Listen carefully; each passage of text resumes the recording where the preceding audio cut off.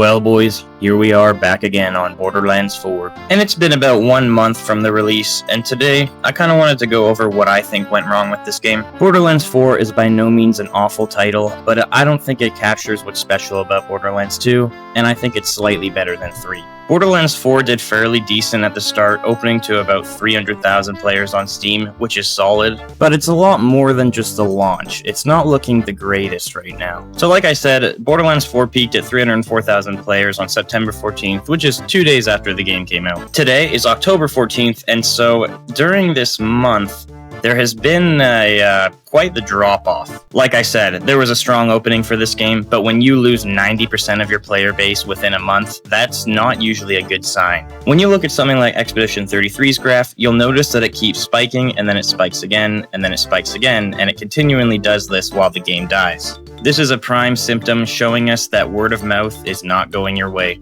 And that leads us to our first issue, which is the big one, performance. If you have kept up to the lore on Borderlands 4 or have played it yourself, you would know that trying to run this game is like a virtual lobotomy. If you can't get 40 FPS on medium settings on native resolution with a 4090, there is a big problem with your game. This game is crazy. If you're not using DLSS/FSR and frame generation, this is going to be a total nightmare for you. And look, upscaling and frame gen can be nice to boost your FPS, but when you need it for the game to be semi-playable, like I said, there's an issue. My Nan runs better than this, and she's crippled with arthritis. The extra kick in the balls is that this game doesn't look anything special. Don't get me wrong, it looks good, but it looks like Borderlands 3. In fact, exactly like Borderlands 3. There are games like Red Dead Redemption and Cyberpunk, which you can have ray tracing on 4K and get about 60 FPS. What the fuck is happening here? You would think that Randy Pitchford would try optimizing his game for the most used hardware, but even the 5090 struggles to get over 60 FPS at native resolution. For another comparison, I played Battlefield 6 on Ultra Graphics, native resolution 1440p, and was getting around 75 to 80 FPS. And when I put FSR on quality and turned the frame gen on, I was getting about 120 to 130 FPS. This is exactly what this hardware is supposed to do. It is not a crutch to make your game barely playable. I by no means have the best PC on the planet, but it is a solid rig, and I should be able to play whatever I want on extremely good graphics. So, what's worse than horrible performance? Well, what about defending horrible performance? Which takes me right to my next point, and that is...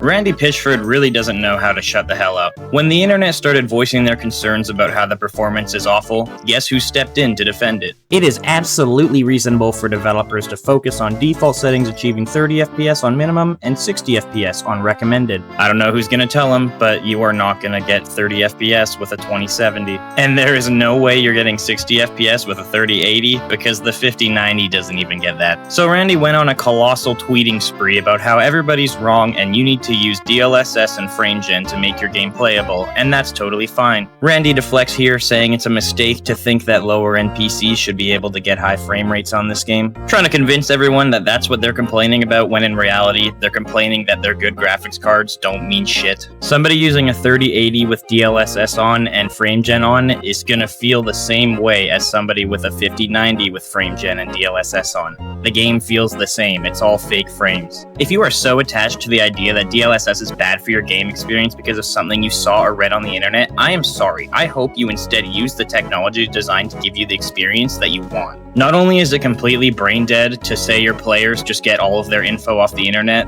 they're probably playing your game and telling you that it's fucked up, like me. So not only are you insulting the intelligence of your audience, you're telling them that this technology is designed to give them the experience that they want, which isn't completely untrue, but this is not how he used it. Like I said, DLSS is good technology, and it is designed to make older cards run at good FPS. But it is not designed to make a game barely playable on the best graphics card on the market. Then comes gaslighting your audience, telling them there are a few real issues and they're affecting a very small percentage of people. You sure about that? Are you sure, Randy? Is that why you delayed Borderlands 4 for the Switch? I could go on and on, but Randy would not stop tweeting, telling people they're wrong and telling them that they need to code their own engines for themselves.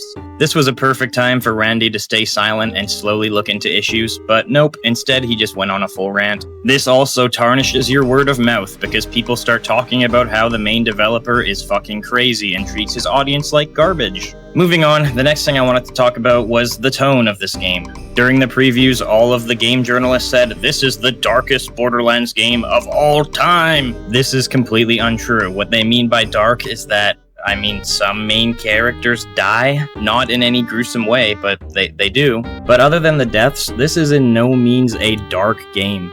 No joke, playing this game is kind of like being forced to sit on a Greyhound bus with 30 millennial women who are trying to be funny, but yeah. And when a game is trying to be dark, you have to try to take yourself a little bit serious. This game doesn't take itself serious at all. Every death is brushed off or joked about. Your character is always making jokes.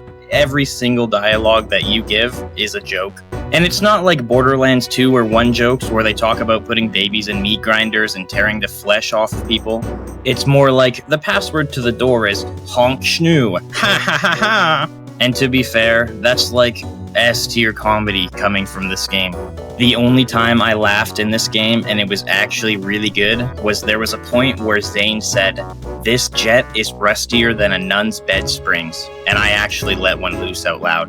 And now that I think about it, Zane was actually a solid character, and he was pretty funny, I guess, but every other character, I honestly don't even really remember their names. While I'm talking about other characters, I want to keep in note that the Timekeeper is an absolute joke of a villain. He doesn't really do anything the whole game, except for conveniently killing characters that you never had the time to emotionally get attached to anyway. There's no personal connection to him, there's no motivation to kill him, he's just this bad guy who has ruled the planet for hundreds of years because, well, he's evil, of course. The last thing I wanted to talk about was, being a longer game doesn't make it necessarily a better game. Borderlands 4 is by far the longest Borderlands game when it comes to what's in the base game. Different vaults to explore, tons and tons of stuff to do around the map. Except when I say tons of stuff, it's a lot of really the same stuff, just on different spots of the map. You see, you're either capturing this safe house, capturing that safe house, grabbing this vehicle part, or that vehicle part. Jokes aside, the content isn't that bad that's in the open world,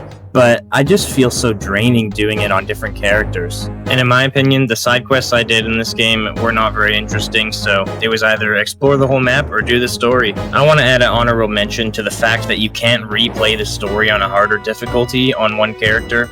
Yeah, isn't that heinous? I find that the game is a little bit dry after you're done the story and have explored the whole map. Like, what do? You just go farm loot? But why would you farm loot if you can't do the story again? Anyway, I just wanted to share my opinion on what I think happened in Borderlands 4. Because again, it's not an awful game, but I think that word of mouth really did a lot of damage to this game. If you heard somebody talking about this game, it was either about the really poor performance, or Randy Pitchford having a really sad time one afternoon. But anyways, it's 1 month after, and they're already talking about releasing new Vault Hunters and DLC, because of course they are.